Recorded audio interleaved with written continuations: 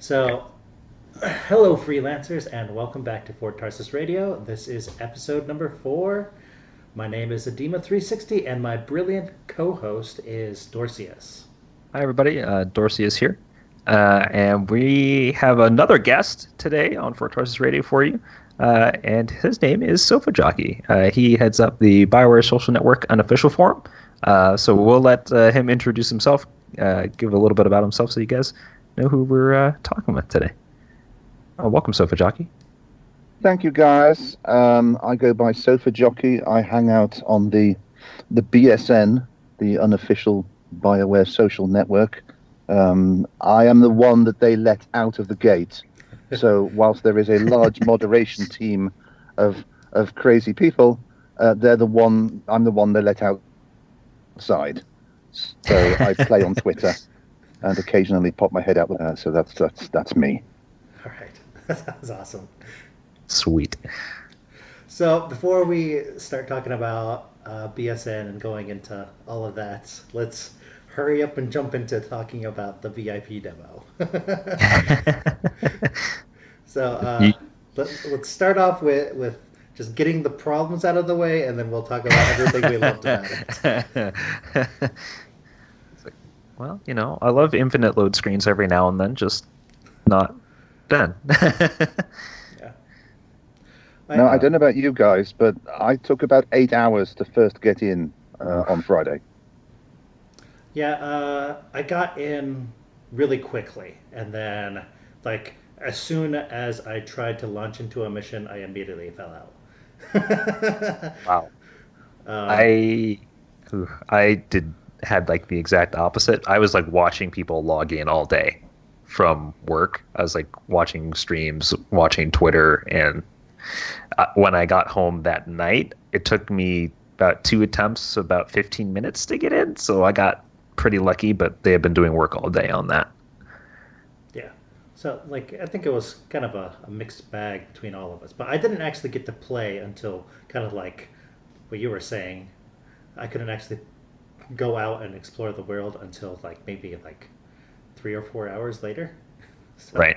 Yeah. And then the infinite loading screen was an issue. So it was weird. I played it on console and on the PC. So I got that on console every time I tried to launch a mission. And thankfully I was able to just join back in. But on PC I got it most of the time when I was ending a mission. So I would actually lose my loot. Ooh. And okay. I saw a tweet that if you actually are successful at completing a mission, you will get all of that loot back, it queues up. But I don't know how accurate. Maybe that's true. Right.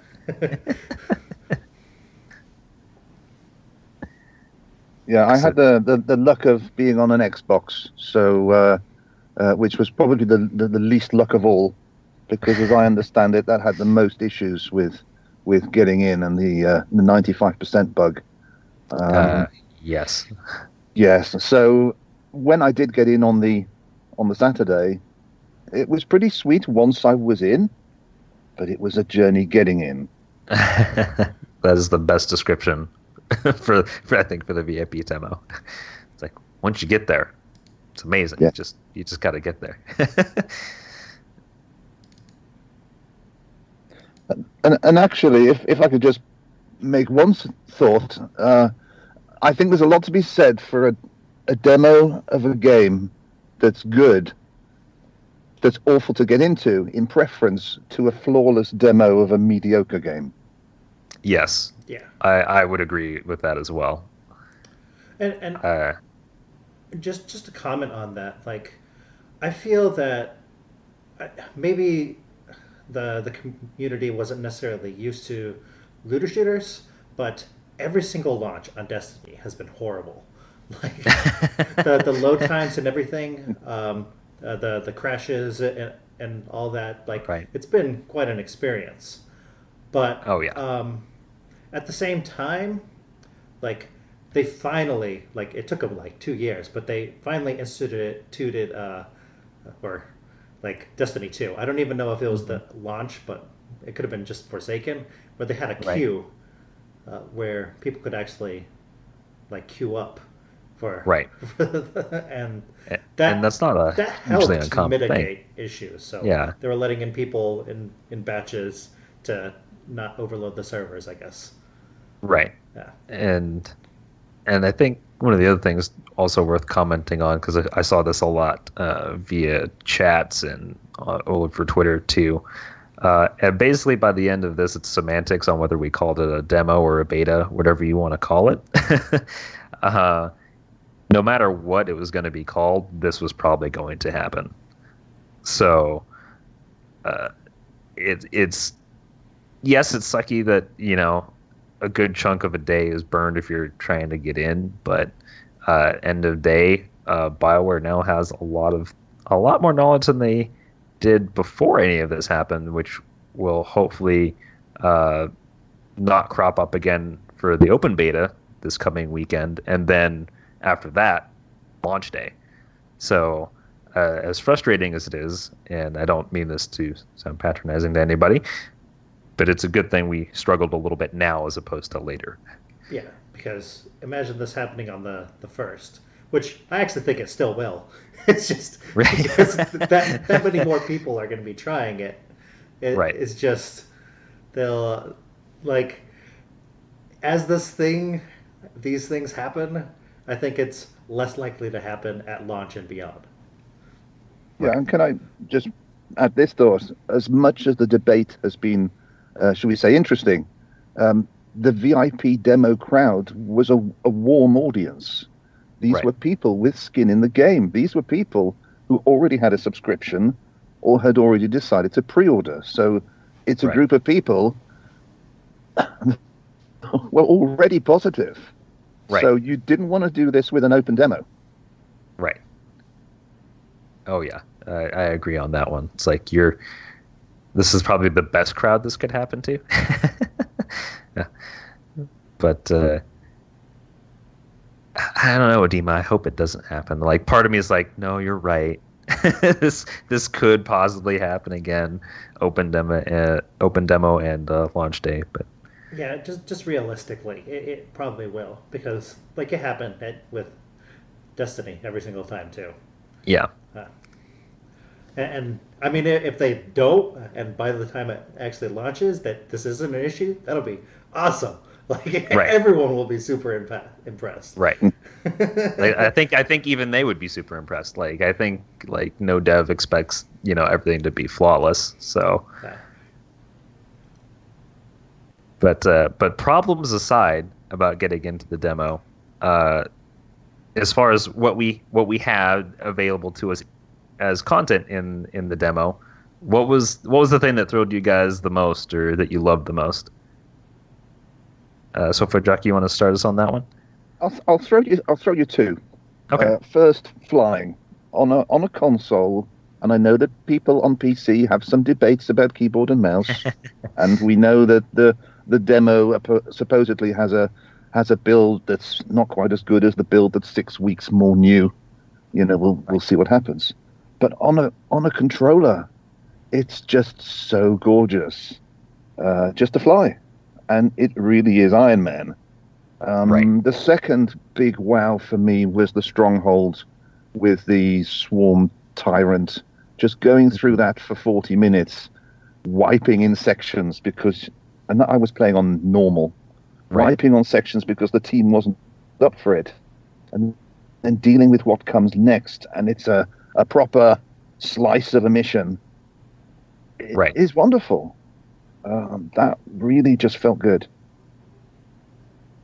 Oh yeah, I would totally agree on like the flying. Like, it's just going through all these vistas that are there, and like, yeah, I'm fine. Like, I don't need to fight anything. I don't need to like just let me fly here. It feels good. It sounds amazing. And then I think the only other thing that really like just wowed me, and even for like being the amount of it that was there, I could spend hours customizing a javelin.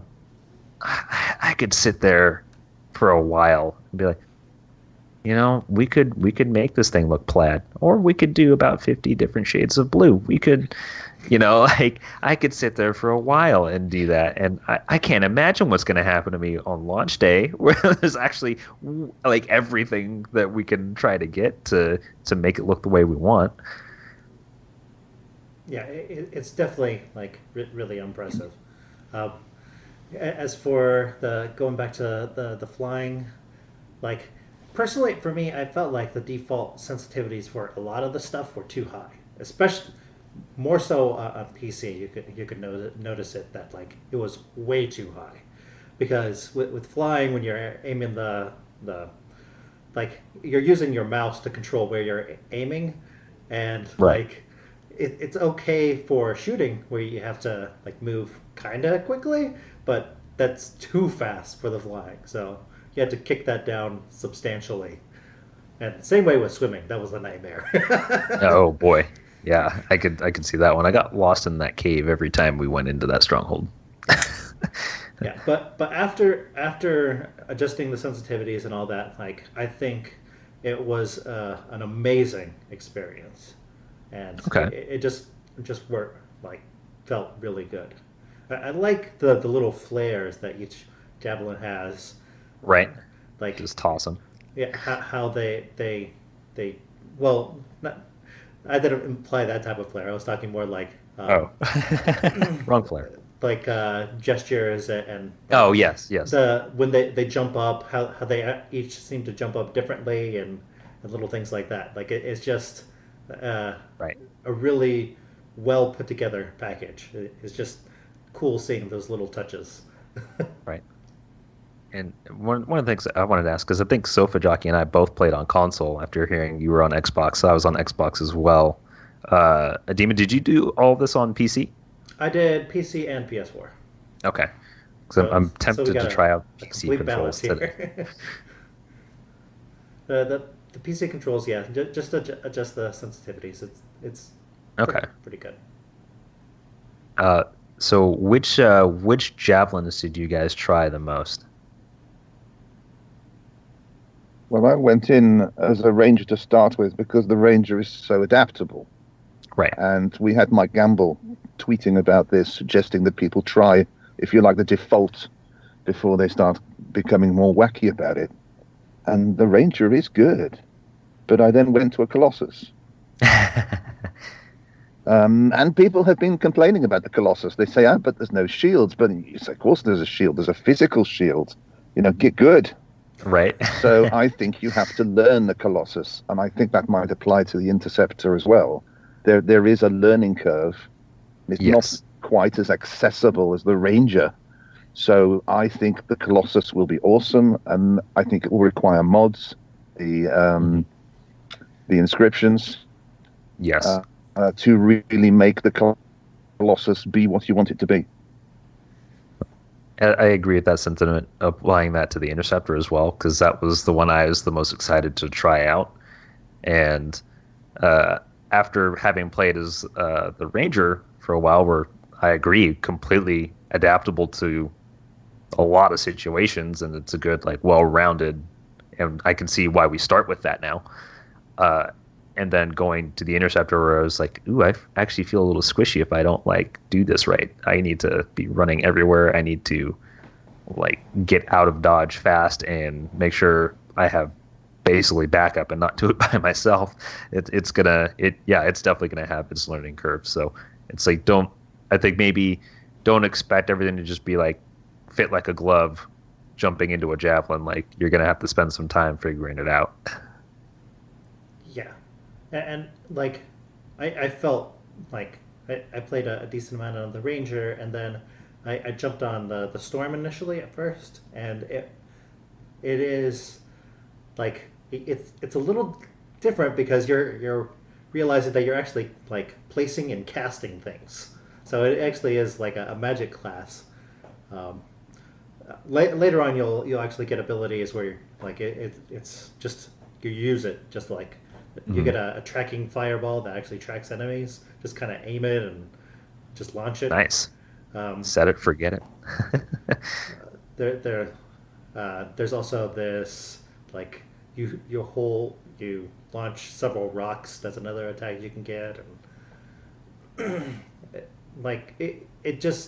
it took a little bit of getting used to that, and actually using the skills and placing the wall to protect yourself from damage.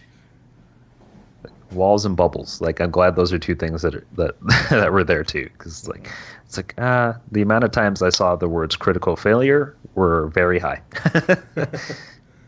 Yeah.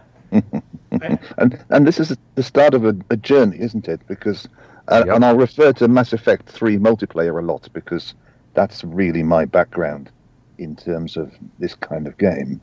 And you compare that at launch to how that ended up. You had very small number of kits to start with, fewer maps, fewer stuff, and this will build. Right. Yeah. Take that one. Yeah, I was having a conversation with Dorseus earlier about how the Interceptor seems to just have like a million different throwing stars. Right. Yeah, it's like it's gonna be small things like to start with. Like you don't get like the keys to the kingdom. Like you gotta work your way up. And I think with what they have planned, and like you got little sprinkles of it here just for the demo. There's going to be a lot of stuff. A game literally is a journey. It's not just going to be you logged in. Oh, look, have all the stuff. And especially when did you guys feel to like kind of take it a slightly different tangent? I felt like even if I was just running that same stronghold over and over again, I didn't really feel bored with that. How did you guys feel about that? Well, I've only run it like 3 times so far, so I can't really gauge it. I've given it three goes now. Mm-hmm. And for me, I go in with randoms. And Gotcha. Some of those randoms are friends that I've bumped into, but mostly randoms. And it's that uniqueness of who am I doing it with this time that makes it.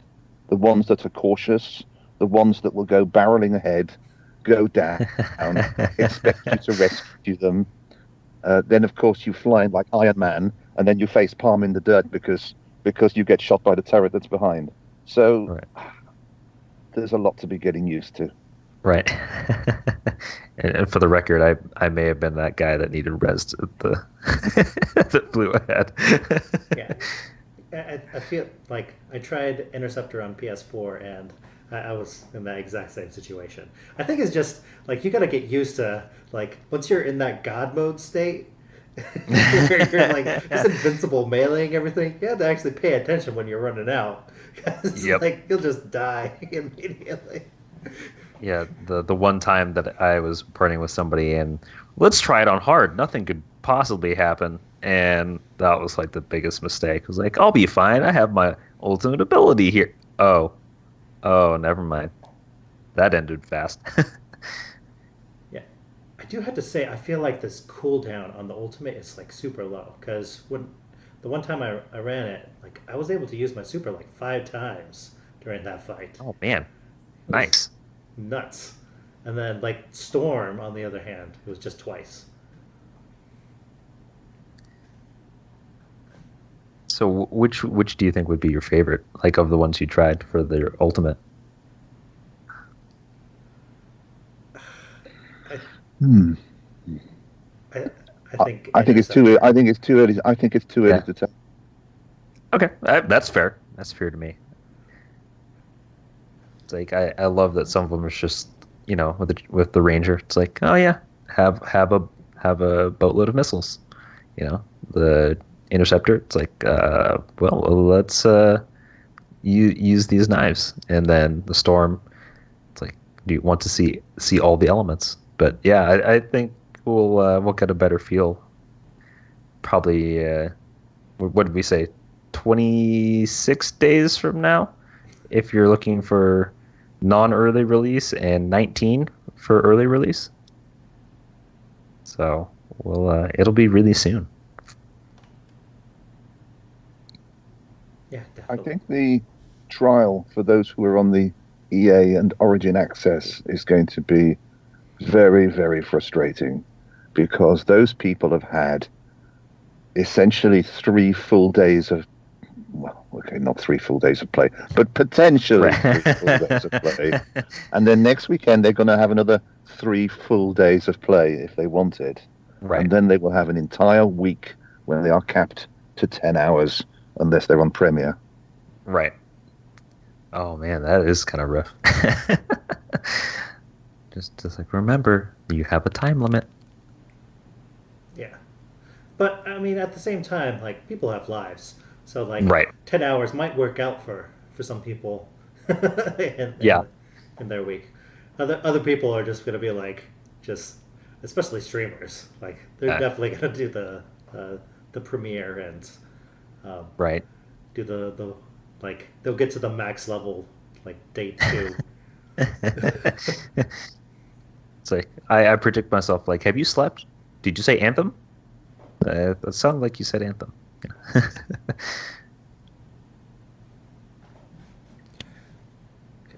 Ooh.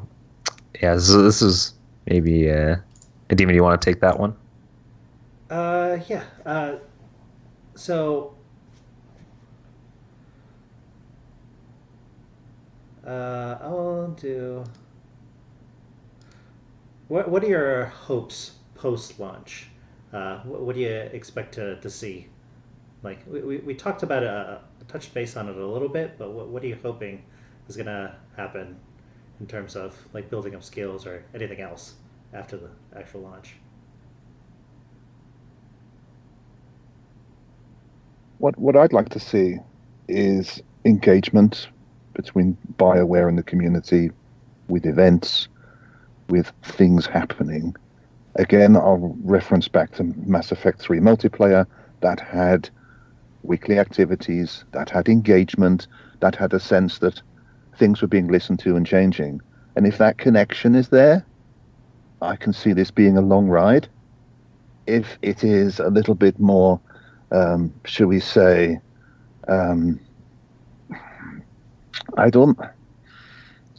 if it's too clinical, if it's too clinical, like Mass Effect Andromeda's multiplayer, wasn't quite the feel of its older brother. So I would expect Anthem to need to be engaging. Okay. Yeah, I'd like to see those same kind of hopes as well, just to like not just leave it to its devices, just continually engage and make us think about things that are happening. Yeah, it's like make us in like a higher investment, so to speak, in the world. Yeah, I'm not expecting the fishing mini game anytime soon. or even it would be awesome.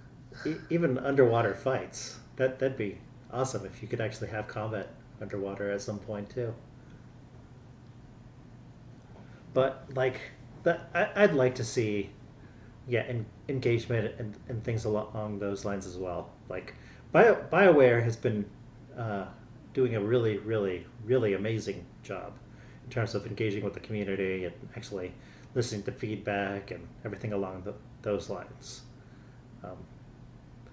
That is amazing as well, because just like they want to make it a great game, so the fact that they're just like, no, we hear you, we're also just having to work on it. Yeah, and like they're really seriously working on community feedback. I mean, take the damage number pop-up bubbles, and like they not only made it so you could turn it off and on, but actually scale it. Right. The social hub with like not just 4 people but 16. Right. Yeah.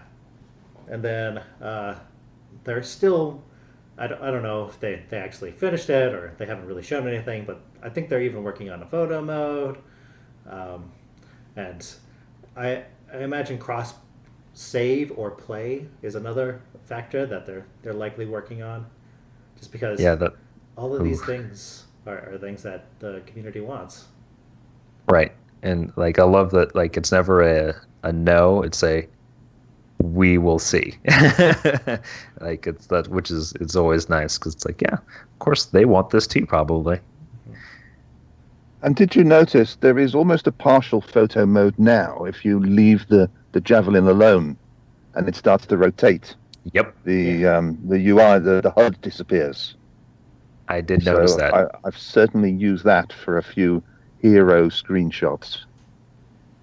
Oh yeah, and also, I did it like for like maybe 5 minutes and kind of regretted it after I had done it, but I completely shut off the HUD, zero opacity, turned everything off, and doing it like with like the screenshot tool that's built into the Xbox wasn't bad. Like certainly it's not preferred to like if an in-game photo mode exists, but I mean you get some pretty good shots that way. Yeah, and so that would be nice if instead of having to like lower all the opacity, if there was just a toggle to turn it off and on in the settings. Right. Now, as we talk about like hopes for a demo, when it came to we actually kind of touched on this earlier about the javelins that we chose and about how some of them were going to have that learning curve. Did you feel differently about the ones you intended to choose to try out after having tried it for just a little bit? I was very fine with my choices. They were the two I wanted to have a go at first. And saving something for the actual game is nice. Yes. Not knowing everything, like having things still be a surprise. Right. Yeah. I was actually a little weary of the storm at first because it was so different from... I wasn't actually expecting to cast spells and stuff like that, like, almost. Right. I was thinking just, like, it would work like any other skill. Like, okay.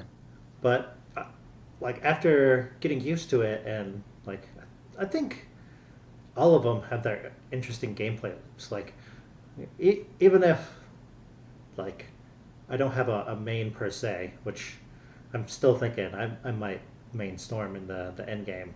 I think all of them have enough interesting nuances that it should be interesting to actually see how it all pans out in the end. Right. I think I maybe had like for a brief moment, I had that thought after I was trying to play the Interceptor and trying to get used to its controls for a little bit. I was like, I may have made a mistake. I had that brief moment where it's like, well, let's just keep pushing through and we'll see how I feel, and then pushed through and loved it. So it was like, it was really close. But at the same time, now I'm like, well, maybe I'll just keep doing that for the rest of today and then the open demo. And like SofaJockey said, let's save something for the actual release of the game. Let myself be surprised and learn something new.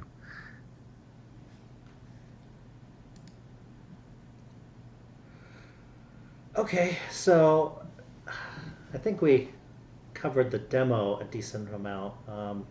Let's start swinging back around to talk about BSN.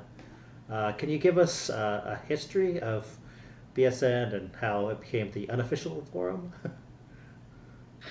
It's a torrid tale. BioWare used to have a BioWare social network forum, which they also used as a curation space for various mods and DLC and bits and bobs.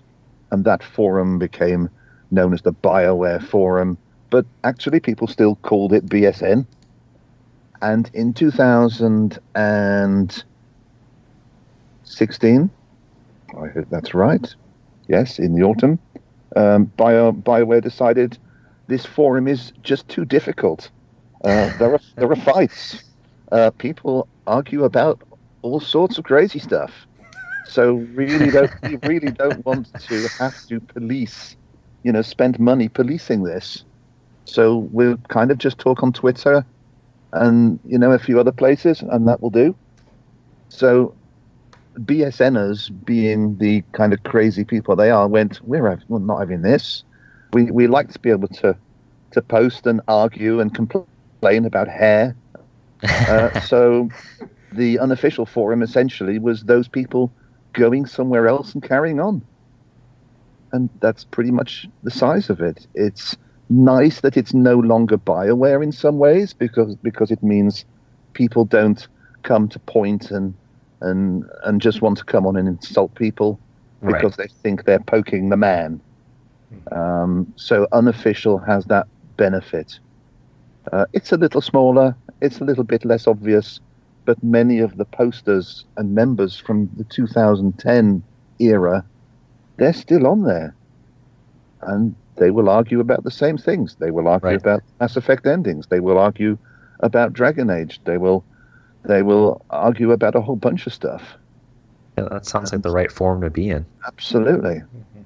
So, yeah, it's long-form communication at a time when Twitter pretends you can have a nuanced communication stream with 240 characters. Yeah. Right. Well, even BioWare themselves, I think, like in the alpha, and probably even on this, they're going to ask for feedback on whatever forum platform they offer right now. I don't think it's a huge platform or anything.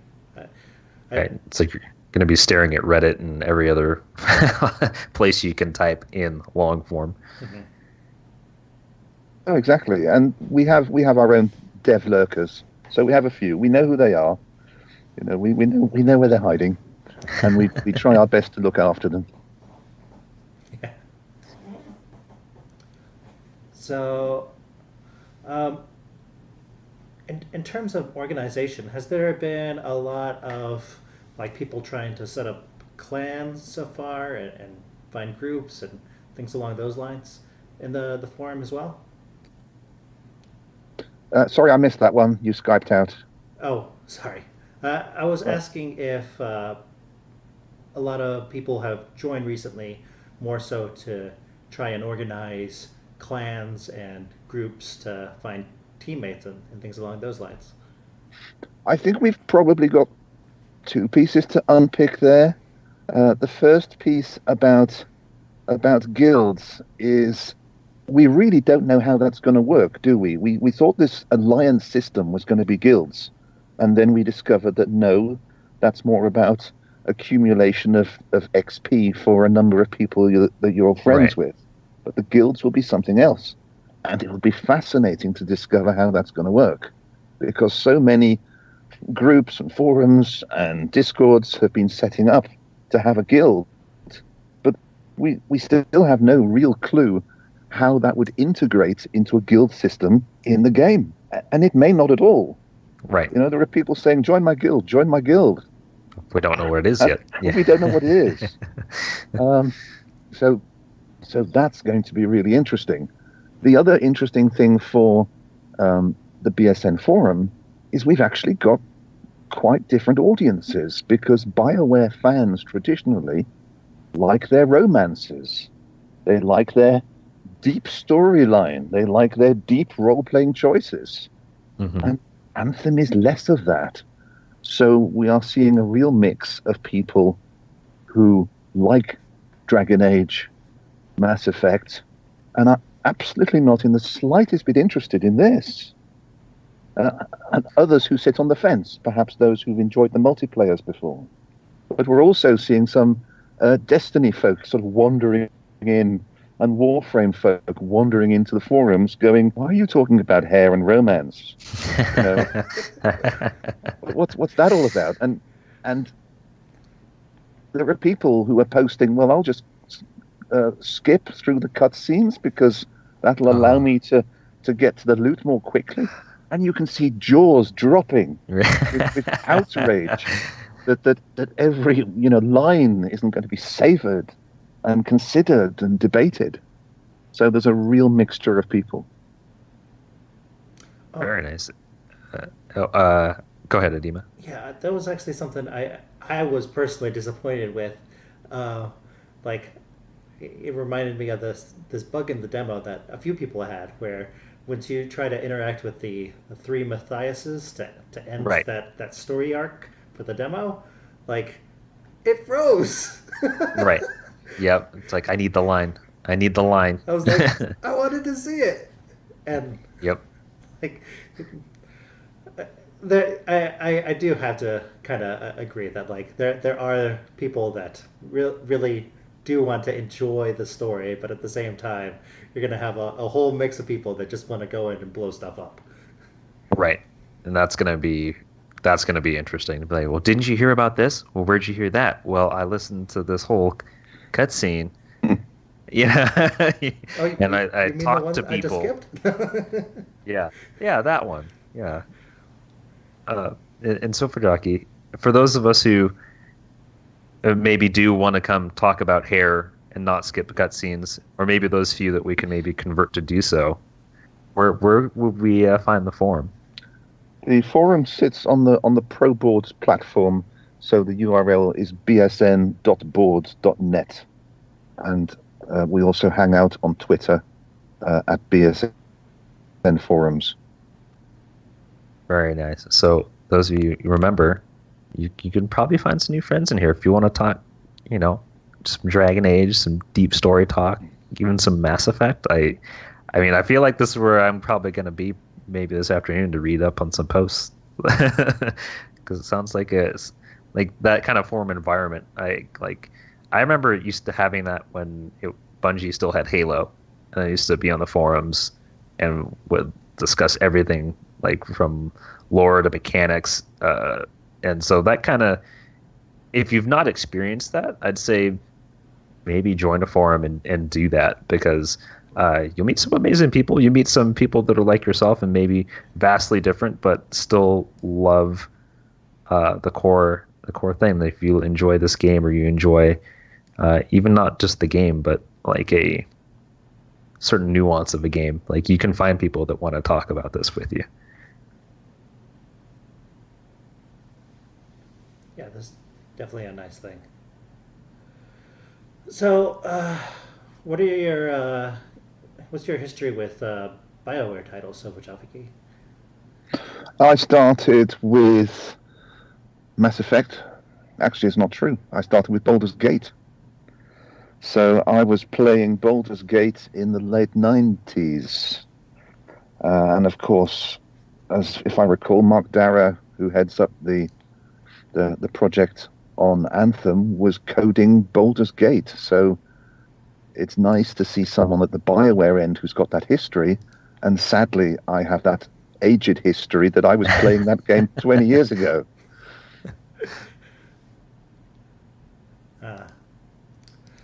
So what do you think you'll be playing in the meantime while you're waiting for Anthem's actual release? I suppose I would have to say, as a RPG, action RPG kind of guy, I did dip into Destiny in its day. I never did do Destiny 2. I would have played older Fallout games, not so much the current one. A bit of Tomb Raider, a bit of Witcher, something that is maybe less of the shooty. Right. But I can do a bit of shooty as well. And Demo, what are you going to be playing while you're waiting? Probably just go back to Destiny and mess around in there a bit more. I think the last word drops out this week. Yeah, I think that's the 29th. Yeah, and then I'll probably get that. I don't know. Like, I've been trying to want to get into the enormous backlog of games, like Assassin's Creed, Odyssey, and things like that. Like, I jump in there here and there, but it'd be nice to actually beat something else before it comes out. It's like all bets are off as soon as the Anthem comes out. So,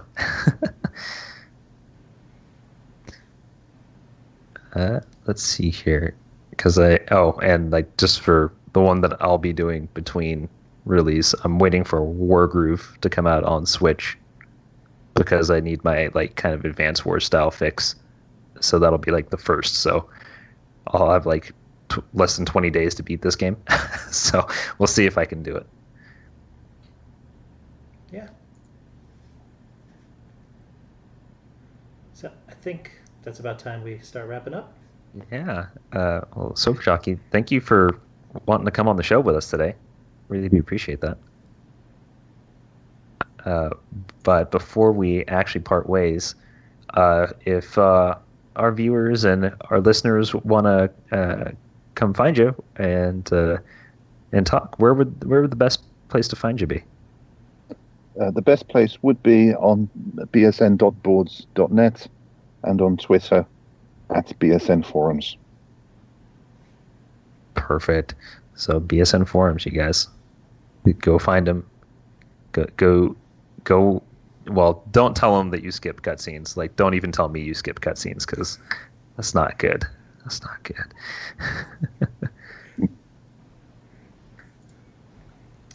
And be sure to check out Fort Tarsis Radio. We are on Twitter and Facebook, as well as YouTube. This is where this video will go. And pretty much most places where you may be subscribing to your podcasts. We are also on Instagram as FT Radio. Yeah, and thanks again for watching, everybody. This has been an awesome episode 4. Again, I'm Dorseus. You can find me over on Twitter at Dorseus, and also streaming on Mixer at mixer.com/Dorseus. And I am Adema360. You can find me on Twitter, and I will occasionally be streaming on Mixer as well at Adema360. And thanks again, you guys. Have a good day. Have a good day. Bye. Bye.